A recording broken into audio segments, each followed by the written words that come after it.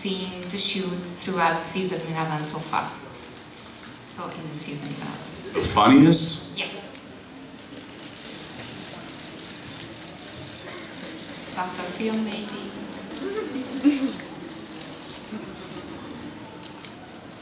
No, I think, well, I mean, I could be wrong. You have to understand, it's 9 months straight of filming. It's like a marathon, and you're going, what was your favorite 100 meters? Like, I don't know, I just ran 26 miles. One comes to mind that resonates in my funny bank, and that is the scene. It was Richard Spade's so just my imagination, and it's when Sam and Dean walk in and see Sparkle dead, and the mother wipes the glitter paint all over her face. There were probably a half a dozen, if not 10 different ways we did that scene. And it was because Nate, who is such a great comedic actor, was doing so many fun, cool, different things. And I was like, oh my gosh, we're doing sketch comedy here. This is like Saturday Night Live. So I just started riffing with him, and we did so many different takes of us doing so many different ways, different dialogue, different jokes, playing off like what he was doing, and it would change what I was doing. And that to me, I was like, I feel like I was just on Saturday Night Live. Like that's what it was, or doing some sort of like comedy. And then I was like, that would be so fun. I'll never get to do Saturday Night Live. Big dream of mine, just FYI. So anyway, that was probably one of the funnier scenes that I can remember in season 11 was that.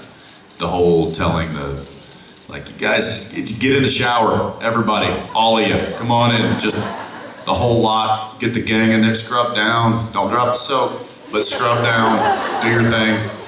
Yeah. Thank you. That went a lot, that went so many different directions. Thank you. Hi. Hi. How are you? I'm fine. Okay, I really love the episode Just My Imagination, because I was just talking about that. Weird. Because I think that beyond the comedy, it was really deep. And we also learned that the function of imaginary friend is to help children to face their own problem. So I was wondering, why do you think that never had an imaginary friend? It's because he was strong enough to face his own problem all alone, or because he had to grow up so fast to take care of Sam and hunting? That's a really good question, and I think you answered it. I think the latter. Dean didn't have much of a childhood because he couldn't. I think his dad impressed upon him very quickly and very early that life was not going to be what you thought it was going to be. That your childhood as you know it or as you thought it was going to be is not going to be. It's going to be worlds different. And so I think Dean did have to grow up very quickly, and I think it was either an accept or reject situation, and he obviously accepted it. And he said, okay, this is my life. This is what I'm going to do. I'm going to follow my father, and I'm going to learn from him, and I'm going to be his student and his apprentice. And so I think to have those kind of outlets, those imaginary friends, and that normalcy that I think most children probably have, Dean was he almost. And I always think that he kind of reveled in the fact that he knew that wasn't, or he knew that what normal was, and that he didn't want that, and that he didn't have that. I don't think he missed it. I think at an early age, I think he was like, this is way more interesting. I'm on hunting trips with my father. I'm not going to recess. And then I think it wasn't until later in life when he started doubting that and thinking like, how dare he steal that from me? How dare he steal my childhood from me. And I think that that's probably a conversation that he will have one day with his father, which I'd love to film that scene. Me too.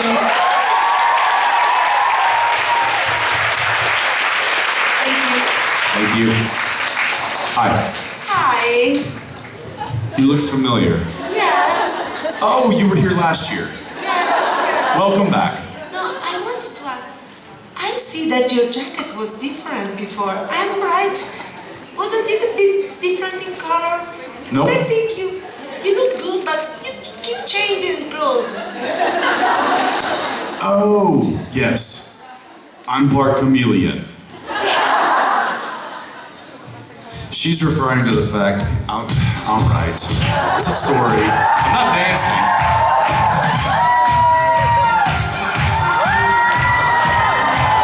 I'm not doing it. Listen.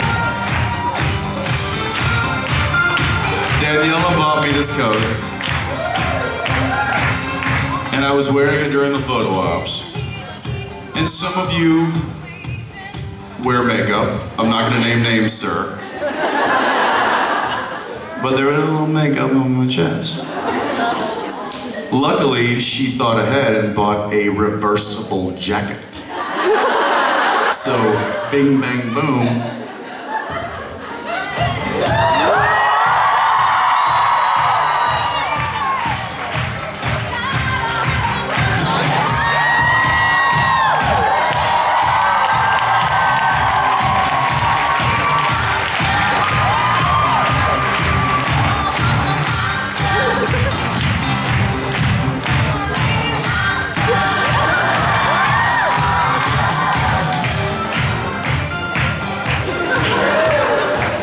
And the smoke machine, really? Good Lord. So now we're back to leather. Yeah.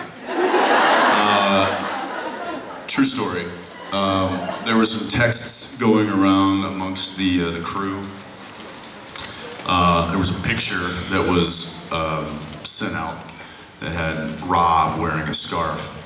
And Tomo then commented and said, "Oh, are we going scarf night tonight?" And I commented, I'm like, scarves are so 2015. And then Spate was like, "Great, Ackles, what kind of clothing article do we need to wear this year?" And I said, "Leather, boys, it's all about leather."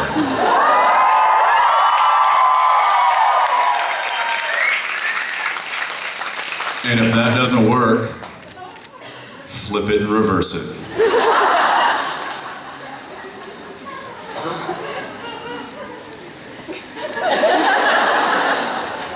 That felt good, not gonna lie. Daniela. Hey! Hi. What?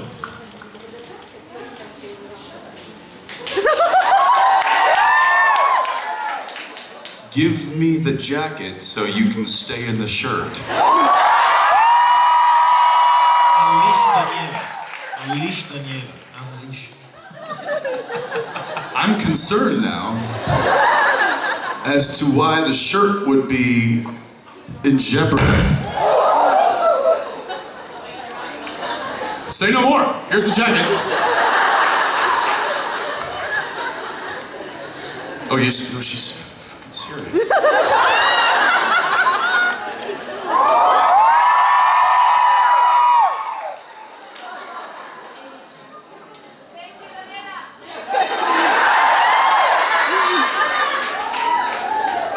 Fear the Reaper? Fear Daniela.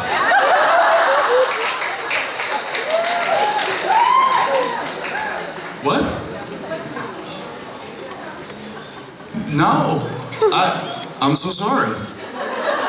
I don't know what I've done, but the apple juice tastes wonderful. Thank you.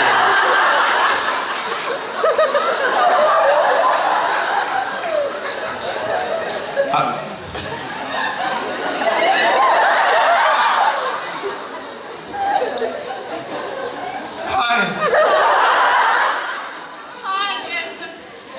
actually, well, I wanted to thank you first, to thank Daniela and all the cast, because Daniela was able to make this convention and make all of you come here and make so many fans happier. Isn't she wonderful?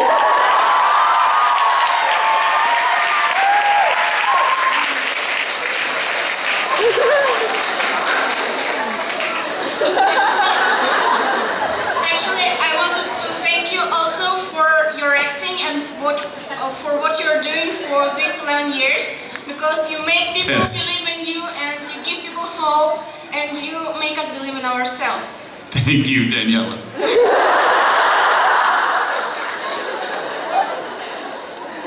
Okay. Whatever she says.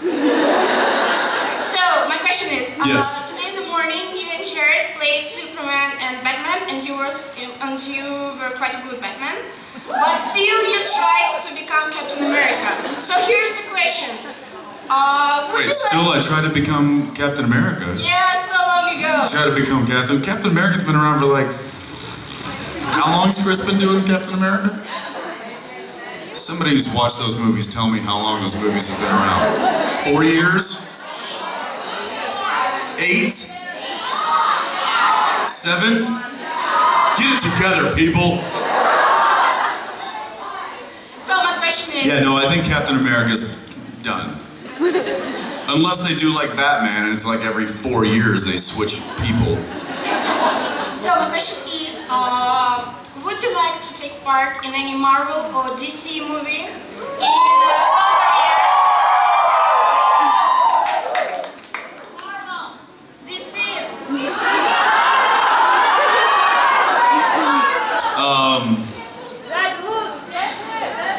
Deadpool 2. No. I was just repeating what somebody said. I'm still angry about Deadpool 1. You know, I think it'd be cool because I've dipped my toe in the water with this particular character, but Jason Todd might be cool. You know That that did not get nearly as much applause as I was hoping it would.